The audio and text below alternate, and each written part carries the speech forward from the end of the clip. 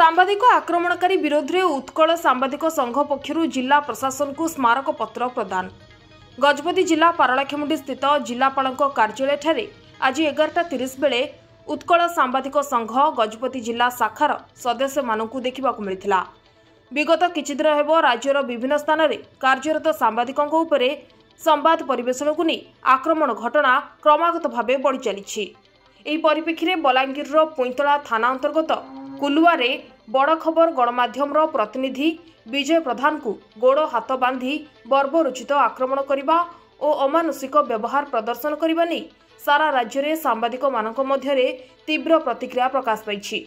जहां नहीं आज उक्त सांबादिक संगठन जिला सभापति विधान चौधरी नेतृत्व में द्विजेन्द्रनाथ पाढ़ी, प्रदीप नायक, सुजित प्रधान सह अन्य सदस्य माने उपस्थित रही दोषी विरोध में कार्यानुष्ठान नेबापई ओडिशा मुख्यमंत्री को उद्देश्य रे अतिरिक्त जिलापाल फाल्गुन माझी को स्मारक पत्र प्रदान करथिले। देखंतु वर्तमान ओडिशा रे विभिन्न जगह रे सांबादिक मानक ऊपर आक्रोशमूलक आक्रमण दिन दिन बढ़िया चलछि।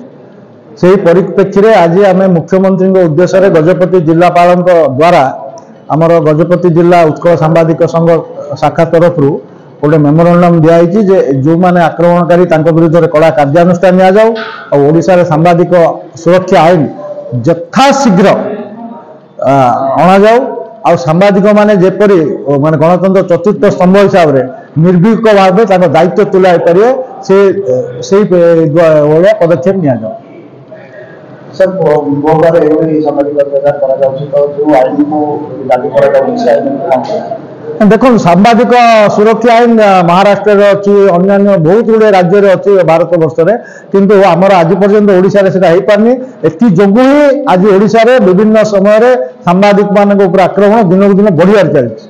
सेटा न होला पर्यंत ए ट्रेंड को रोकी होबनी।